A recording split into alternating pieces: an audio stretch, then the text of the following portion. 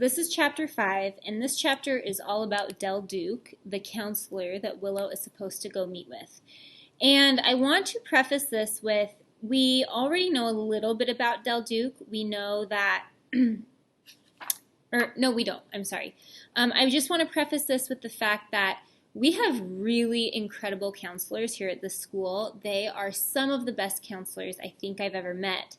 And I want you thinking about them and how they would approach their jobs and how they approach children and how they think of children as opposed to this man, because this man is a middle school counselor, but he is not quite like our counselors, I have to say, and he might say some things that are like, what?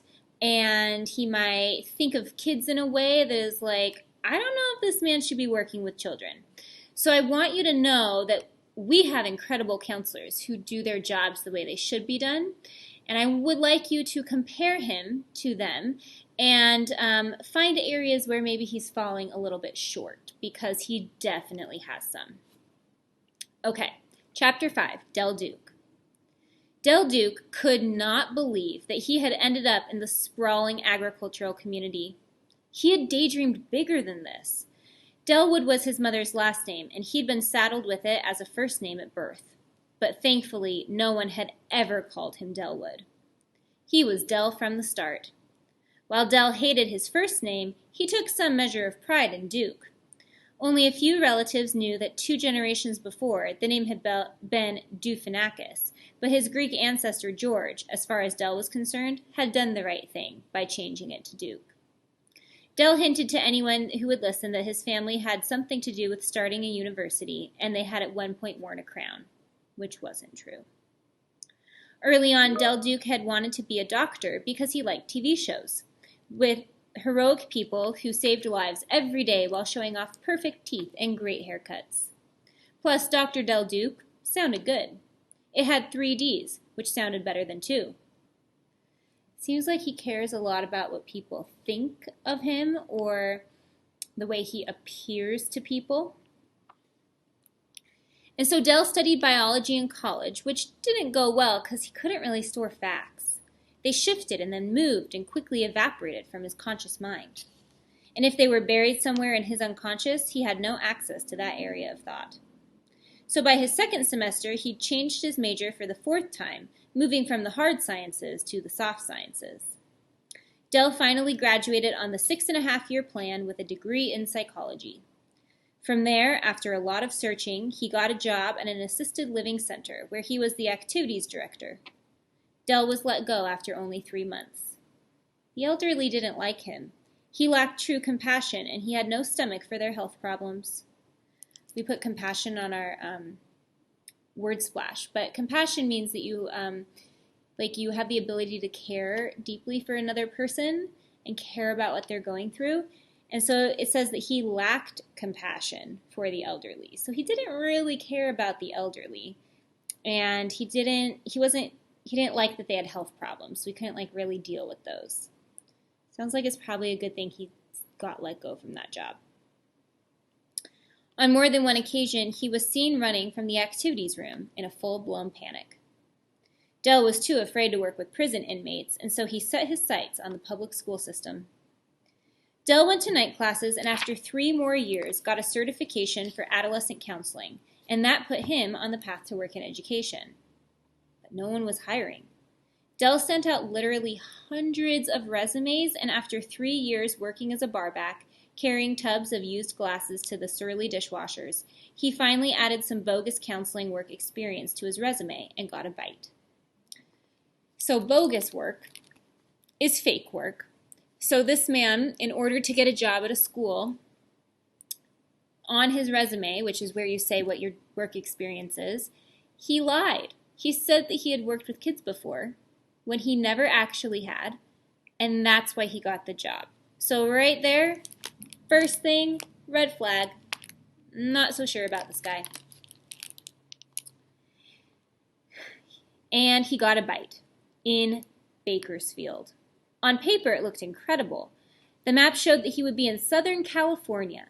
He imagined a life of surfboards with groups of tan people eating medium-spiced corn chips on a seaside balcony. But the Central Valley had entire months where the temperature hit 100 degrees every single day. It was flat and dry and landlocked.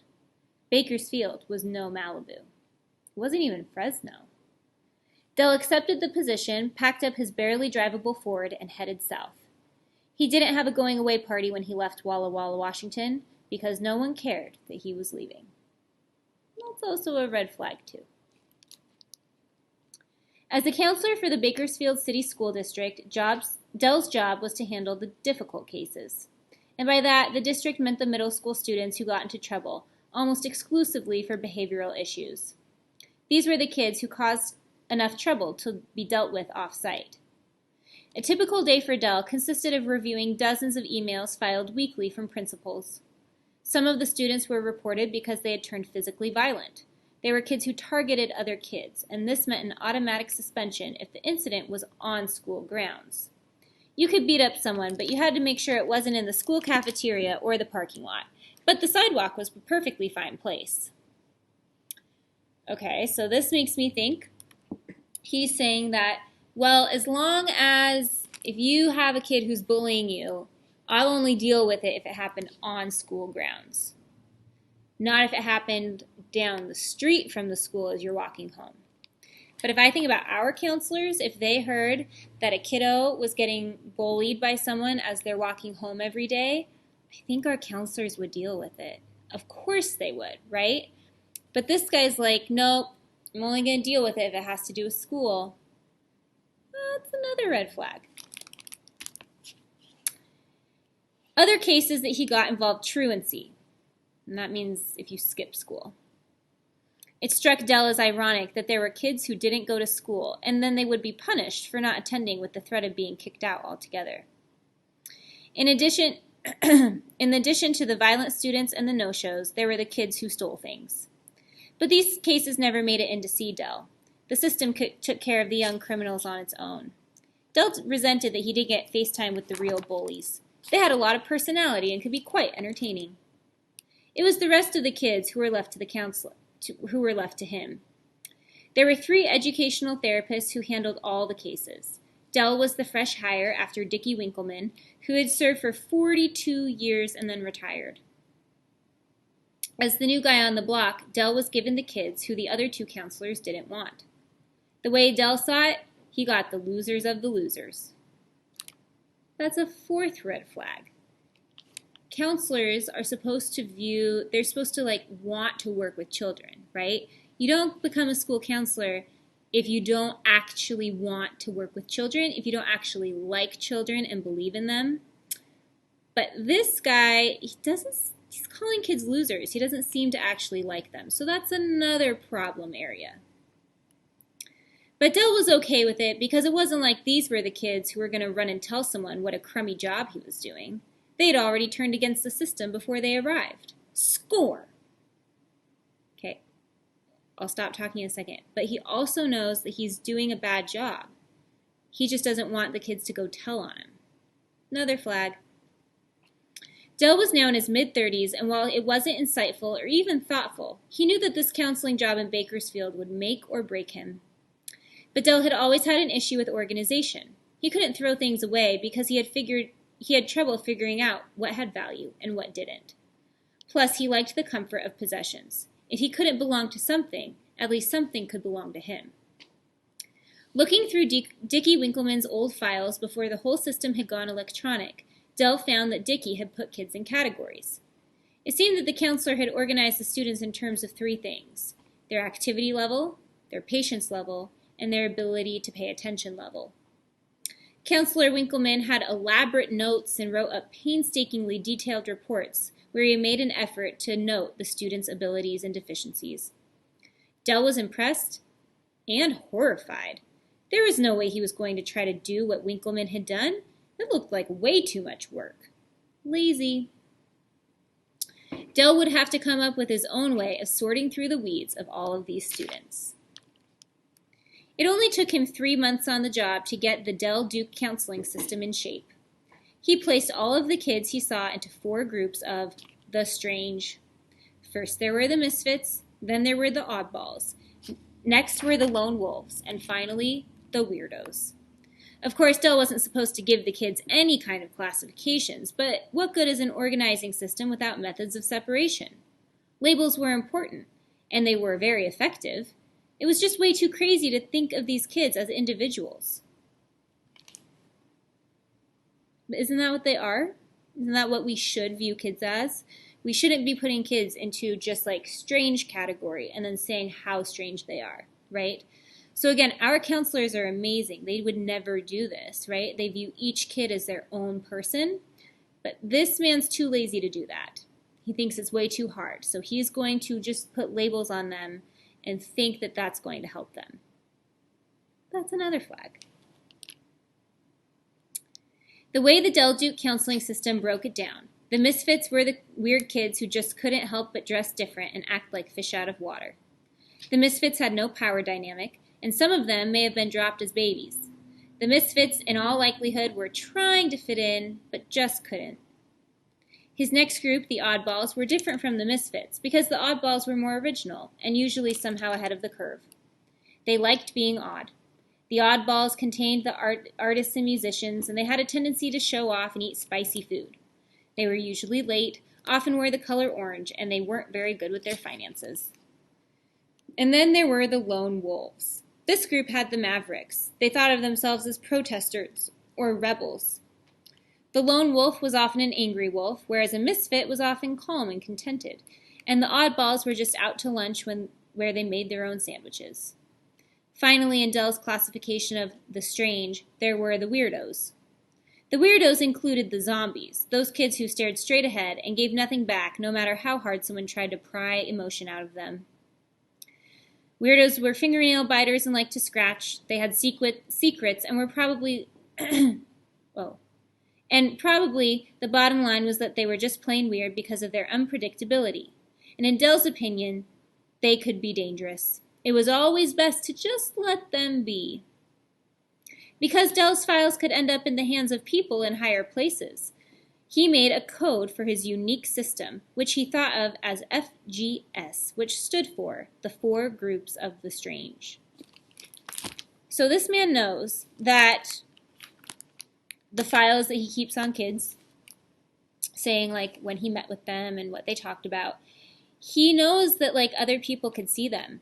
And he knows that if he actually puts down what he thinks, like if he thinks strange, weirdo, oddball, if he were to actually put that down, he'd be in trouble because it's not okay. So he made a code so that people wouldn't know. That's a problem. He's not only lazy, he lies, and he also purposefully is doing things that he knows is not okay. I don't know if this man should be a counselor. In fact, I know he shouldn't.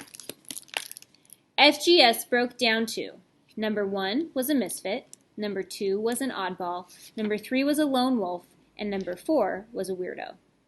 He also, after much thought, color-coded his unique system. Misfits were yellow, oddballs were purple, lone wolves were green, and weirdos were red. Dell then changed the font color on his personal files in his computer to correspond with his categorization. This allowed him at a glance to know what he was dealing with. The name Eddie Von Snodgrass appeared on screen, and before the jumpy kid in the oversized jacket had even slid into his seat, Dell knew that he could secretly surf his computer for 42 minutes and nod his head every once in a while without actually interacting with the kid. Lone wolves didn't need much feedback because they liked to rant and rave. And so, while Eddie V went off on the chemical taste of soda in plastic bottles, Dell checked out a website that sold bobblehead baseball player dolls at very affordable prices. And Dell didn't even like sports memorabilia. But the Duke counseling system was up and working, even if Dell was not. Because once a kid had been evaluated, Dell could complete the district's form in a flash, giving everyone in a specific category the same rating. Months passed. Dell kept the kids moving in and out, and the trains full of the strange ran on time. And then, on the afternoon that Willow Chance came to see him, all of his categorization ground to a halt, like a fork thrown into the gears of outdated machinery. So everything came to a halt when Willow walks in the door. So this tells me that we already know Willow is a little bit different than most 12-year-olds, and I don't think she's going to fit in any of his categories because she makes everything he's been doing come to a halt. And that will be our next chapter.